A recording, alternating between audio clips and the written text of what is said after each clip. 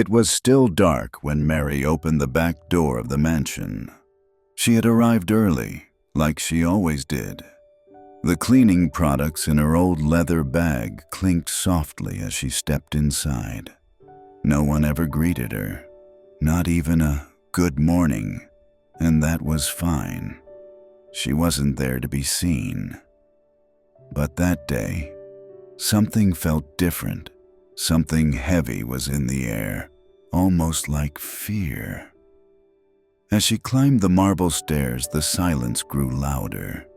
She heard a whisper, then a sharp voice behind a door. "I said no! That money stays where it is!" It was the millionaire, Mr. Thomas, the owner of the mansion, and the man who never looked her in the eyes. Mary froze. She didn't mean to listen, but the door wasn't fully closed, and what she heard made her heart beat faster.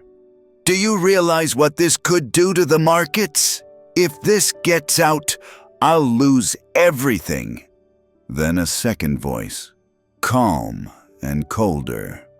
"You took the money. You knew the risks.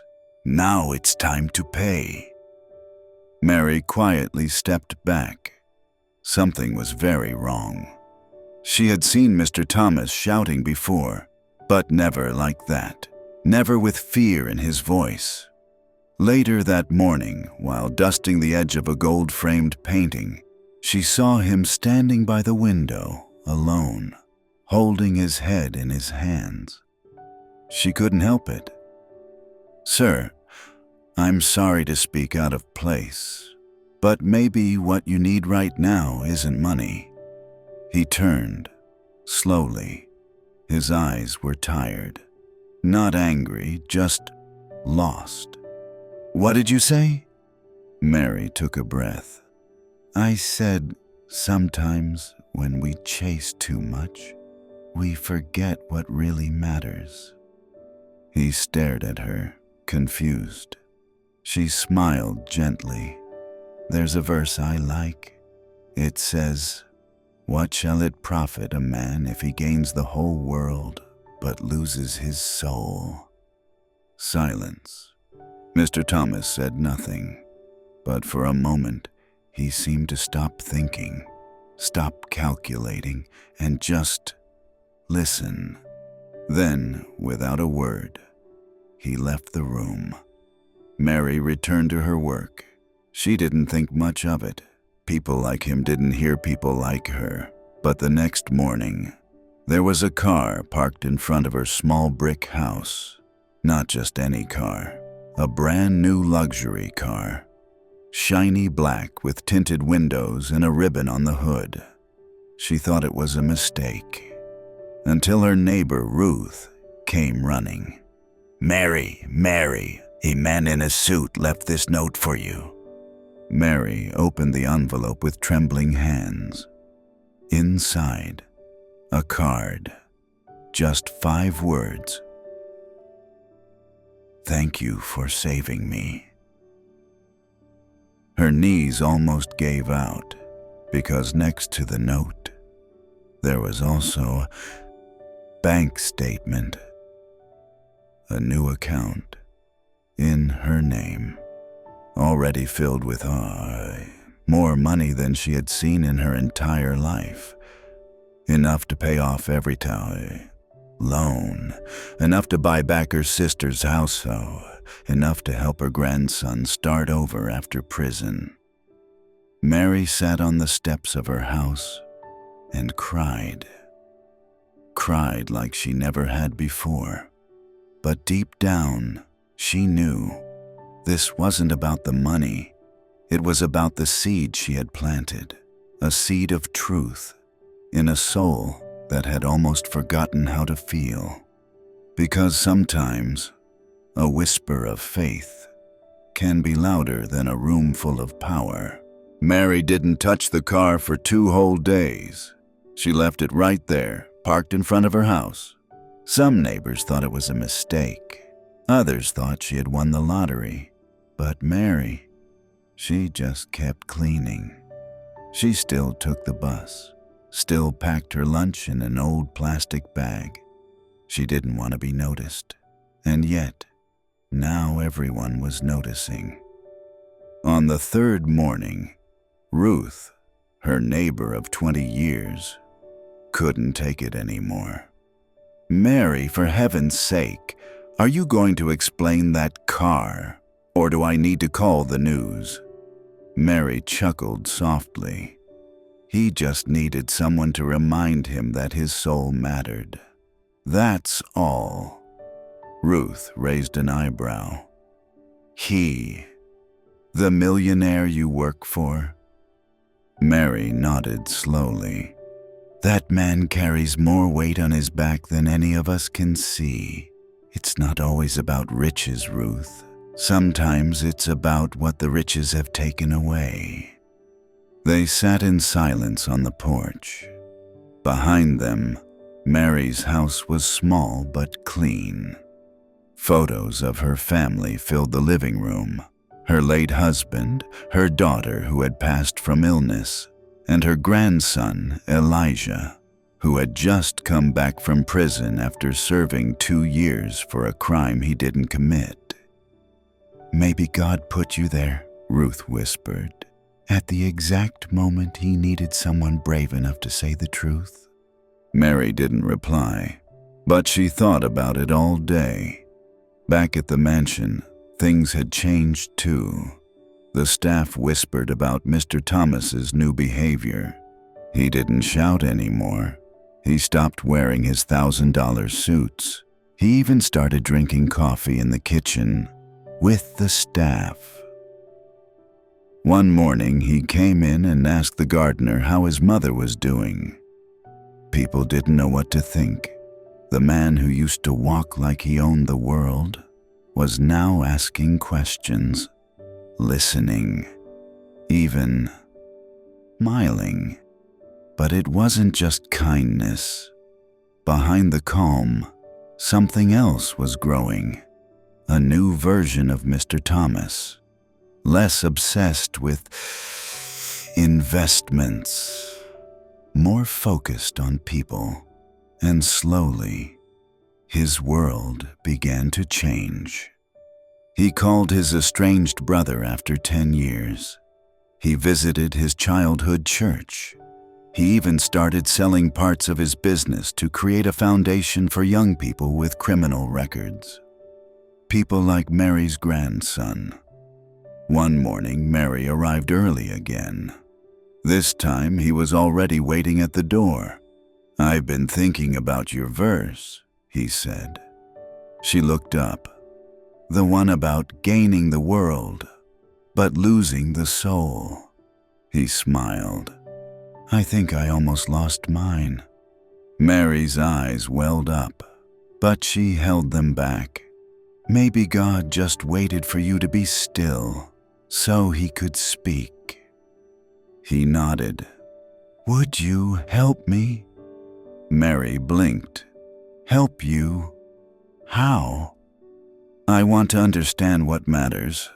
I've lived in this palace for so long and still feel like a beggar." She smiled. "I'll help, but not with business. I'll help with the heart."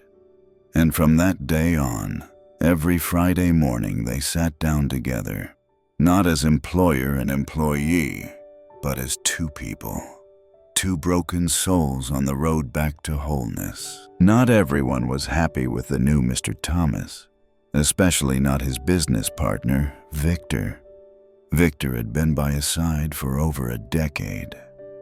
He knew the secrets, the offshore accounts, the backdoor loans. They had built an empire together, ruthless, cold, profitable. And now, Thomas wanted to clean it up. "You're losing your edge," Victor said one afternoon. They sat in the top-floor office, surrounded by floor-to-ceiling glass and silent tension. Thomas leaned back. "Maybe I'm just finally seeing clearly." Victor's jaw tightened. "We didn't build this by being soft. You start handing out money, shutting down deals, canceling cards, and talking about faith. What do you think the board will say?" Thomas looked him in the eyes. "I don't care." Victor stood, fists clenched. "We have too much at stake. If you walk away now, the entire structure collapses." Thomas paused. "Then maybe it's time for it to collapse." The silence in the room was loud. Victor stared at him like he was looking at a stranger. "You're not well. That cleaning lady's got in your head." Thomas stood. "She reminded me who I was supposed to be." That night, Thomas sent emails ending 3 major contracts, deals that had brought in millions, but with strings attached to corruption and greed. He started redirecting funds into the foundation, the same foundation now giving Elijah, Mary's grandson, a chance to train as a business assistant. But actions have consequences. 2 days later, someone broke into Mary's house. They didn't take anything, just flipped furniture, tore up drawers, and left a note. "Stop talking or we come back." Mary found it when she got home from church. Her hands shook as she read the words. Elijah ran to her side. "Grandma, are you okay?" She nodded slowly, but inside, she felt a fear she hadn't known in years. The next morning, she didn't go to work. She went straight to Mr. Thomas's mansion, walked past the guard, pushed open his office door. "You said you were changing things," she said, "but I don't think you realize what's coming." He stood quickly, concerned. "What happened?" Mary showed him the note. Thomas took it, read it slowly, then sat down. "This is Victor. He's warning me." Mary stepped closer. "You may be ready to change, but the people around you aren't. You've stepped on too many powerful toes." Thomas looked at her, guilt filling his face. "I didn't think it would touch you." Mary leaned in. "Then think again. This isn't just about you anymore." There was silence, heavy, sharp. Then Thomas said something that surprised even himself. "Come with me." Mary blinked. "Where?" "To the next meeting. I want them to see who I listen to now." Mary hesitated. "I'm a cleaning lady." "You're more than that," he said. "You're the only person who's told me the truth." Later that week, Thomas entered the boardroom with Mary at his side. 12 men sat around the table, all in suits, all looking confused. Victor was already there, arms crossed. Thomas raised his voice. "From now on, this company will operate under a new code: integrity, transparency, and purpose." Laughter erupted from one side of the table. Victor stood. "You've lost your mind." Thomas turned to him. "No, I've found my soul." Mary looked around the room. The power, the pride, the fear. And then she spoke. "I don't know anything about business, but I know what it means to lose everything, then find something that can't be bought." The room fell silent. This man is not weak. He's brave, because it takes more courage to change than to keep pretending. One of the board members, the oldest among them, nodded slowly, and then another. Victor slammed his folder shut and stormed out. But something had shifted in that room. A new wind was blowing, and for the first time in years, Thomas smiled with peace in his heart. But deep down, he knew the battle wasn't over. Mary didn't sleep that night. She kept the porch light on, kept the curtains half open. Every little sound made her flinch. Elijah sat beside her, arms crossed. "You really trust him?" he asked. Mary nodded. "He's different now." Elijah shook his head. "Men like that don't change." Mary looked at him. "You did." He lowered his eyes. The truth stung because it was real. Meanwhile, inside the mansion, Thomas was writing a letter, a confession of sorts. Every dark deal, every false report, every name. He planned to send it to the authorities in 48 hours. "I need to clean the foundation before I build anything new," he told Mary the next morning. But she saw the lines on his face, the fear behind the resolve. "You don't have to destroy yourself to make things right." "Yes, I do," he said. "I built this on lies. I can't pretend anymore." Just then, his phone buzzed. It was a warning, a video, sent from an unknown number. Elijah on a street corner, surrounded by men in dark jackets. The message was simple. "Stay quiet, or we take him next time." Thomas stood frozen. Mary took one look and dropped to her knees. "Lord, no, please. Don't let them touch my boy again." Tears ran down her cheeks. Thomas grabbed his coat. "I'll handle it." Mary looked up. "Not with more violence." He paused at the door. "Then how?" She whispered. "Truth, spoken with courage." That afternoon, Thomas called a press conference. He walked to the microphone, alone. No suit, no polished speech.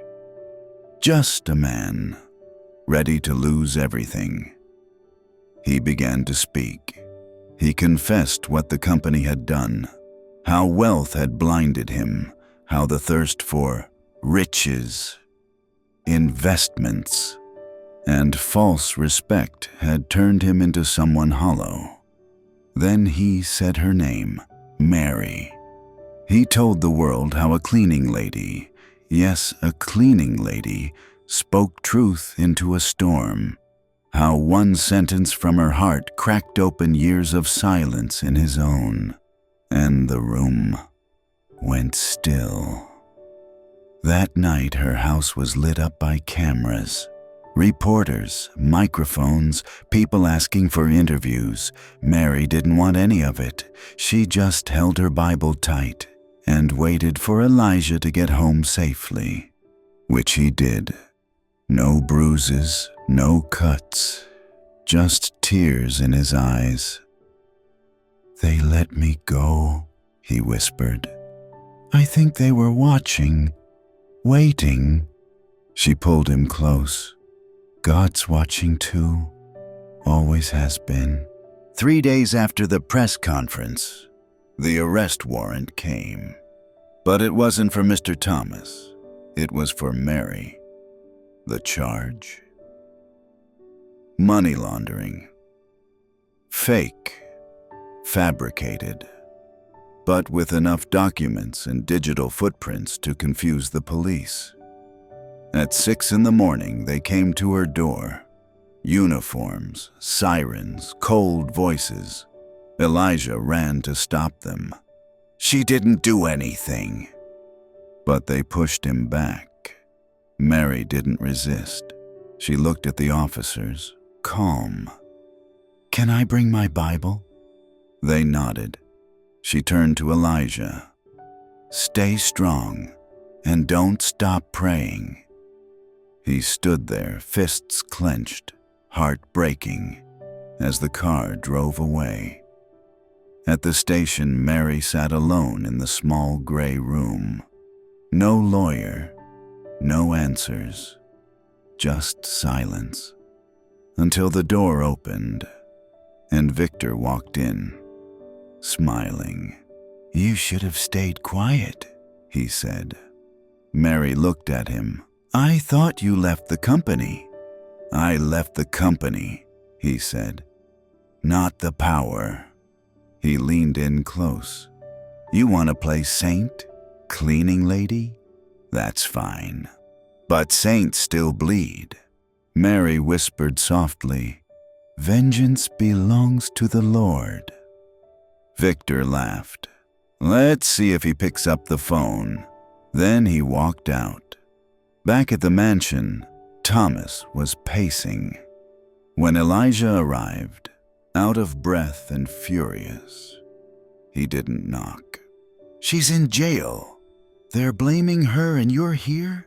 Thomas froze. "What?"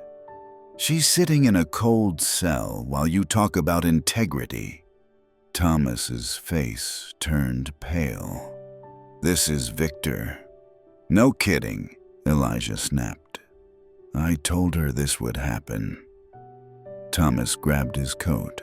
"I'm getting her out." Elijah blocked the door. "Not with money, not this time." Thomas stopped. "What do you mean?" Elijah's voice cracked. "You fix this, not with bribes, not with threats, with truth." Thomas nodded slowly, then did something no one expected. He called a reporter. He gave every document, every transaction, every email chain connected to Victor's crimes, even the ones that could damage him. And then he filmed a video, a simple one, from his living room. He looked straight into the camera. "My name is Thomas, and I need to confess something." He told the full story, how Mary had warned him, how he ignored her at first, how greed had blinded him until faith gave him back his sight. He ended with this: "If you want to know who the real hero is, it's a woman in a prison cell right now, because she dared to care for a soul like mine." The video went viral in hours. It was everywhere. TV, news sites, phones across the country. People demanded justice for Mary, and by midnight, the charges were dropped. Thomas was waiting outside the station when she walked out. He looked smaller than before. "Mary?" She looked at him for a long second, then smiled. "You did it." He nodded. "No, we did." She took a deep breath of the cold night air, and for the first time in days, her heart felt light. But as they drove home, neither of them spoke, because they both knew this wasn't the end of the war. It was only the end of the beginning. In the weeks that followed, everything changed. Mary became a symbol. Newspapers called her the woman who cleaned a millionaire's soul. Churches invited her to speak. Young people wrote her letters, saying she gave them hope. Even strangers knocked on her door, just to say thank you. But fame didn't change her.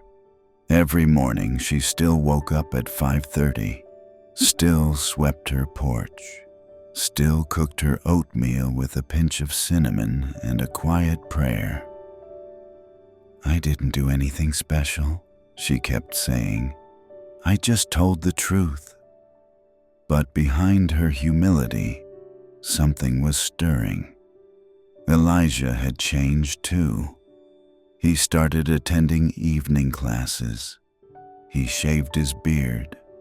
He stopped hanging around the friends who had led him to trouble. And one evening, while they were washing dishes together, he looked at her and said, "Grandma, I want to live a life that would make you proud." She smiled, drying a plate. "You already are." But not everyone was moving forward. Victor had disappeared. The news said he fled the country. Some said he was hiding under a different name. Others whispered he still had power in the shadows. Thomas knew better. "He's watching," he told Mary one evening. "He'll strike again, but this time, we won't be afraid." Mary looked at him. "We'll be prepared, with truth as our shield." Thomas's foundation grew faster than expected. He opened a training center right next to Mary's neighborhood, gave full scholarships to young adults coming out of the system. He named the center after her.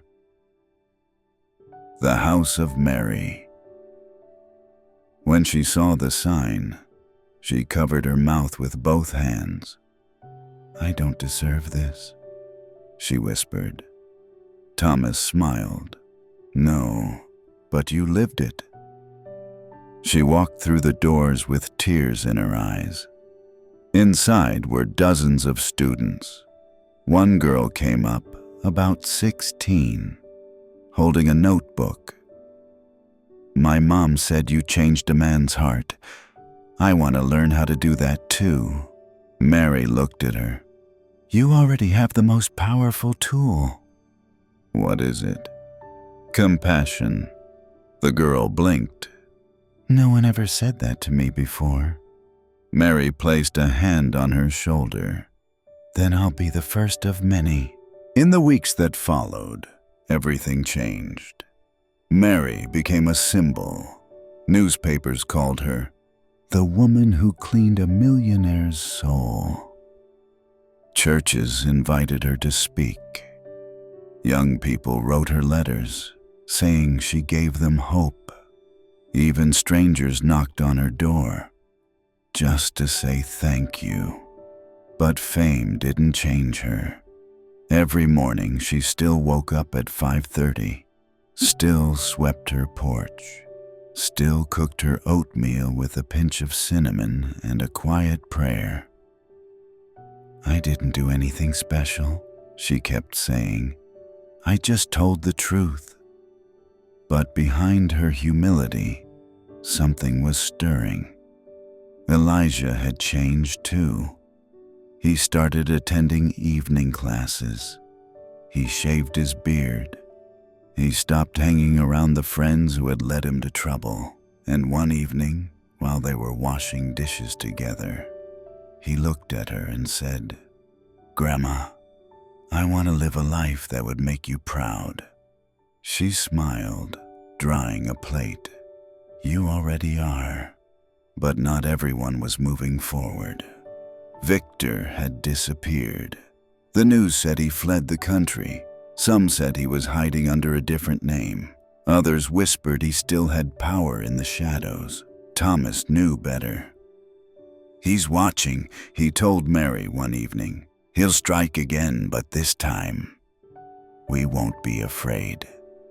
Mary looked at him. "We'll be prepared, with truth as our shield." Thomas's foundation grew faster than expected. He opened a training center right next to Mary's neighborhood, gave full scholarships to young adults coming out of the system. He named the center after her. The House of Mary. When she saw the sign, she covered her mouth with both hands. "I don't deserve this," she whispered. Thomas smiled. "No, but you lived it." She walked through the doors with tears in her eyes. Inside were dozens of students. One girl came up, about 16, holding a notebook. My mom said you changed a man's heart. I want to learn how to do that too. Mary looked at her. You already have the most powerful tool. What is it? Compassion. The girl blinked. No one ever said that to me before. Mary placed a hand on her shoulder. Then I'll be the first of many. One evening, while reviewing files for the foundation, Thomas got a message. Unknown number. One sentence. You're not safe. Look behind your success. He froze.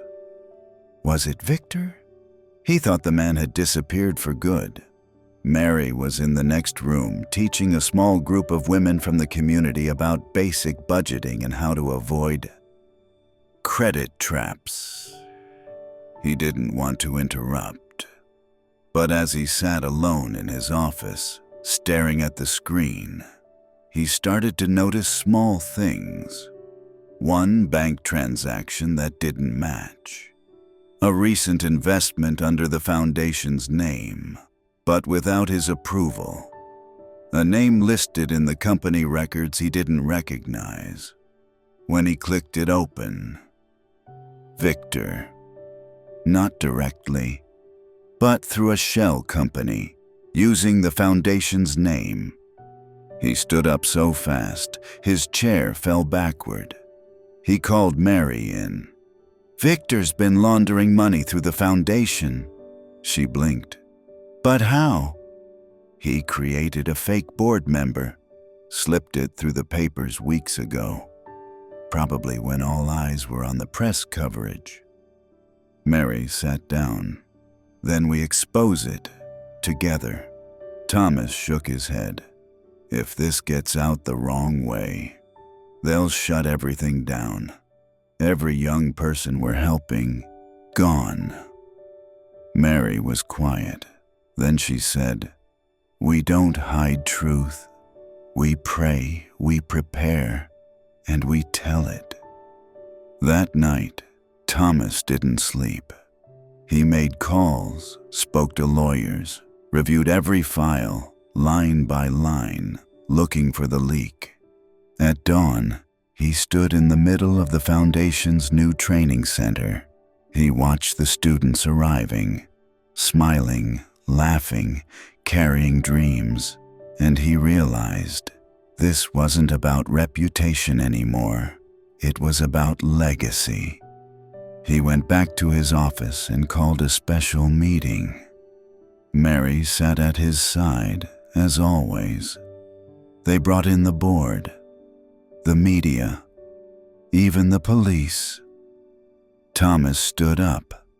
There has been corruption, hidden in the cracks, but I won't let this place fall. He presented the documents, showed the fake accounts, the forged authorizations, all connected to Victor's hidden hand. The room was stunned, and then something unexpected happened. Elijah stood up.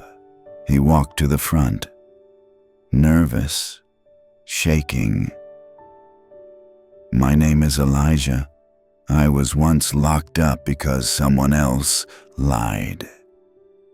Now I'm free, because someone finally told the truth. The room went silent, and if this place stands for anything, it should stand for truth, no matter the cost. People started clapping, a slow ripple at first, then rising. Mary placed her hand over Thomas's. You were born to be more than rich. You were born to be bold. He looked at her. We're not finished yet. It happened on a Friday afternoon. The foundation center was full. Students, volunteers, teachers, reporters. Thomas was scheduled to speak to a group of donors. Mary was preparing coffee in the back room, humming softly. And then the power went out. Total silence. People murmured. Phones lit up the room in blue glows. Thomas stood, trying to stay calm. "It's just a fuse," he said. But then, the fire alarm blared.